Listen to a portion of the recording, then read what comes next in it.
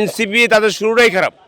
তোমরা বাবা 824-এ তোমরা এই করছো, কোনো সমস্যা নাই, কিন্তু এর অর্থ এই না তোমরা এই যে একবার মাথায় উঠে দিবা, এটা তো ঠিক না। আমরা যারা বয়োজ্যেষ্ঠ আছি আমাদের একটা অবস্থান আছে, তোমরা বুঝতে হবে। কারণ আমরা না থাকলে তোমরা আসতো না, বাবা না থাকলে সন্তান হয় না, এটা আপনাকে বুঝতে হবে। বাবা আছে, সন্তান আছে। আজকে বাংলাদেশ সৃষ্টি কার মাধ্যমে, কাদের মাধ্যমে, এটা তোমাদের বুঝতে হবে। 24 একটা ফরম্যাট, 24 একটা ফরম্যাট, এটা স্বাধীনতা না।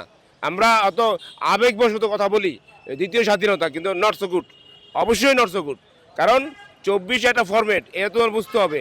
আজকে পাটোয়ারি মির্জা আব্বাস বয়োজ্যেষ্ঠ মানুষ, একটা বয়োজ্যেষ্ঠ মানুষকে তুমি প্রথম থেকে তুমি লাগাতার খারাপ ব্যবহার করছো, কেন করতেছো? কি কারণ, কি সমস্যা? তুমি তোমার জেলায় জেলায় তো যেতে পারো না, তুমি তো জেলায় নির্বাচন করতে পারো না, তুমি আরেকজনকে তুমি ইয়া করো কেন? কারণটা কি, কোথায় সমস্যা তোমার? তোমাকে এটা জনগণকে ব্যাখ্যা দিতে হবে। একদিন তুমি তোমার সমস্যায় তুমি পড়ে যাবে। কারণ একটা বয়োজ্যেষ্ঠ মানুষকে তুমি খারাপ ব্যবহার করবা। আমরা আমরা বয়োজ্যেষ্ঠ মানুষ, আমরা ভুল করতে পারি, ভুল তো আমরাই সংশোধন করব। আমাদের ধরাই দিতে পারবো ভদ্র ব্যবহারের মাধ্যমে, কিন্তু খারাপ ব্যবহারের মাধ্যমে না।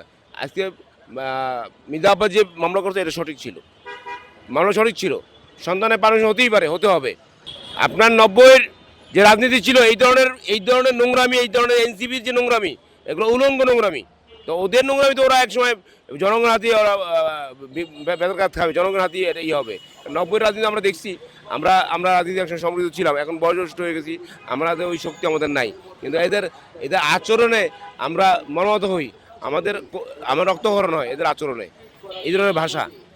ও তো প্রাণ মানুষ, ও এখনো সুযোগ আছে নিজেকে সংশোধন করা।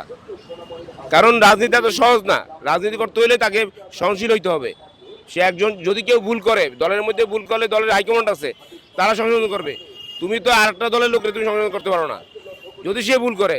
তা আমার জানা মতে মির্জা আব্বাস এমন কি ভুল করছে, তুমি উল্টা কথা বলবা, বলে যাইবা।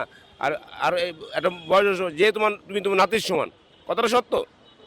তুমি তার নাতির সমান, তুমি নাতির সমান হয়ে তা তো এই ধরনের ব্যবহার করতে পারো না, এটা কখনোই হতে পারে না। তো আমি আমার শুভকামনা রইল, ও নিজেকে সংশোধন করুক, নিজেকে গুছিয়ে নিয়ে আসুক। কারণ তোমার মতন আমারও সন্তান আছে। তা আমার সন্তান আমার ভাইদের সঙ্গে বেয়াদবি করবে, এর আমরা কখনো মেনে নেব না, কখনোই মানব না। থ্যাংক ইউ, ধন্যবাদ।